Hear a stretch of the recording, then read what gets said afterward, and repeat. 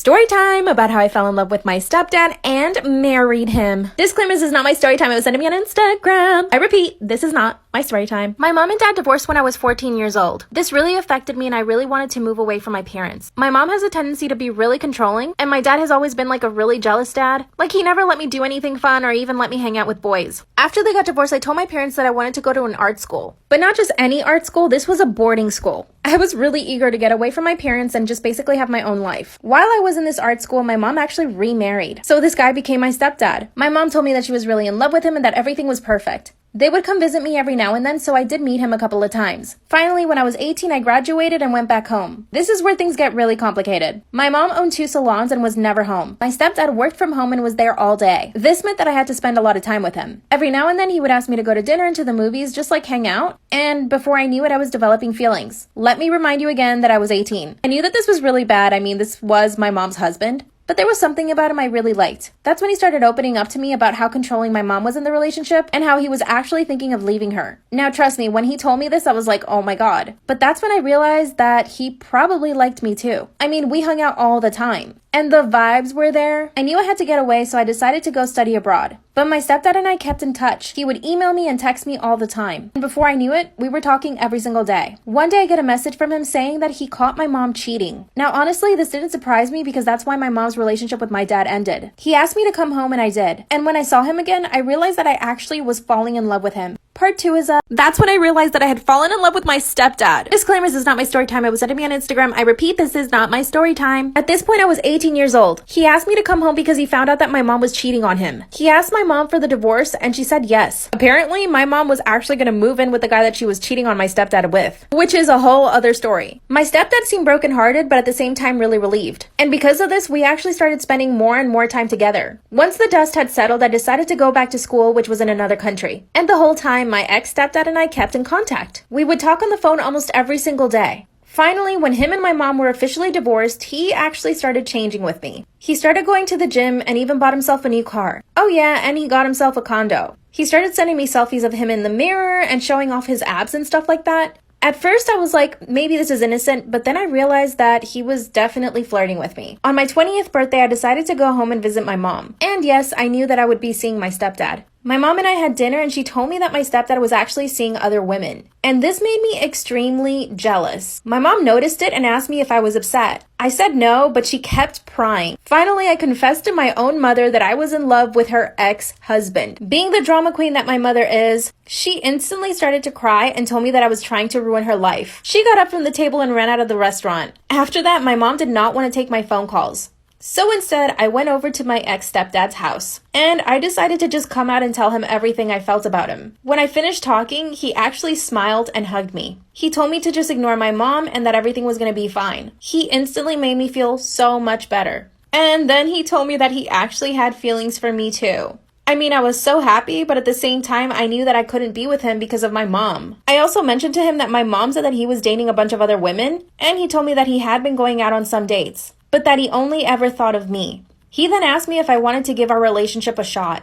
I didn't know what else to say except yes, because I was so happy. Then we became boyfriend and girlfriend secretly. Part 3 is so my ex-stepdad and I began a secret relationship. Disclaimer, this is not my story time. It was sent to me on Instagram. I repeat, this is not my story time. At this point, I was 19 years old, and my ex-stepdad was 47. Since my mom was not speaking to me, I decided to send her an email. And I explained to her that I had every intention to date my ex-stepdad. Finally, a few months later, she called me back. Mind you, my mom had cheated on my ex-stepdad, and that's why they got divorced. And she told me that she would accept the relationship. Then out of nowhere, she told me that I should start planning my wedding. Mind you, I had only been dating my ex-stepdad for a little bit. It feels weird calling him my ex-stepdad, so now I'll just call him my boyfriend. Now the problem is I get judgment from my entire family. My aunts and uncles hate my boyfriend, and I'm pretty sure my mom has been telling them that he's actually a cheater when she was the one that cheated. It's been 2 years now and I'm still with my boyfriend.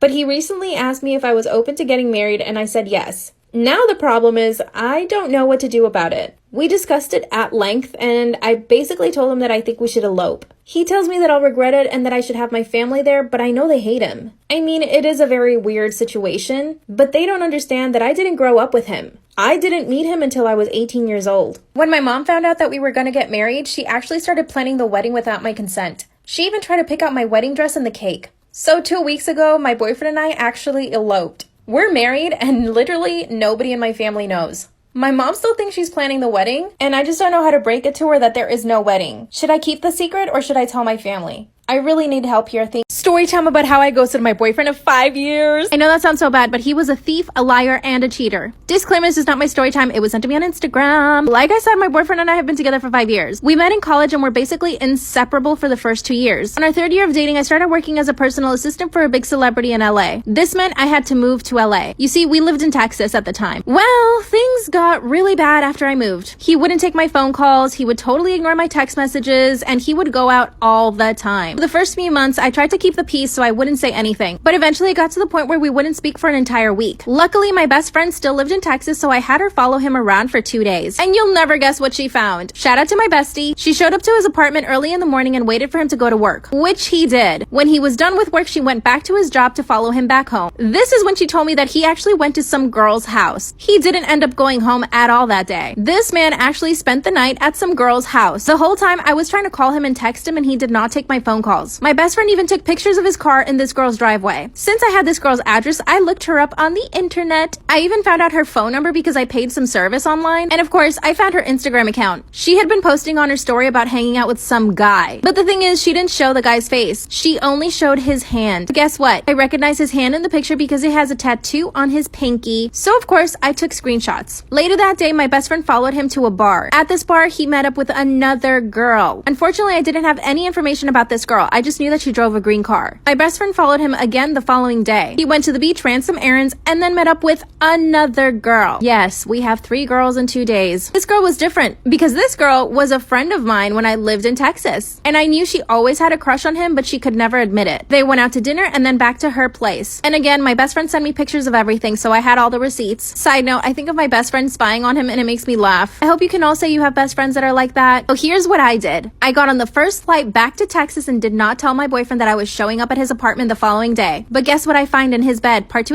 Story time about how I ghosted my boyfriend of 5 years. I show up to my boyfriend's apartment to catch him in the act, and you'll never guess what I found in his bed. Disclaimer, this is not my story time. I was sending me on Instagram. My lying, cheating boyfriend had given me a key to his apartment. So I unlock the apartment and make my way towards his bedroom, really quietly. When I walk into his bedroom, I find him curled up in his bed with another girl. He's holding her in his arms, totally fast asleep. And the worst part is, I recognize the girl that was with him. It was one of the girls who I used to be friends with in Texas. I walked backwards and closed the door behind me. That's when I just started to cry. I couldn't believe that he had done this to me. While I was working my butt off in LA trying to make a future for us, he was in Texas dating 3 women at once. No wonder he never picked up my phone calls or even texted me back. So here's what I did. I had printed out all the receipts I had, all the pictures of him hanging out with other girls that my best friend took while she was spying on him. I laid out all the pictures on his kitchen counter, and I left him a letter too. I told him in the letter that I could never forgive him and for him to never contact me again. Oh yeah, and that I wanted him to pay me back the $3,000 he owed me. You see, when we first started dating, he needed a loan for his car. I helped him out and gave him $3,000, which he promised to pay me. Obviously, we dated for 5 years and I never saw any of that money. So aside from him being a cheater and a liar, he was a thief. I left the note and the cards and left his apartment. I went to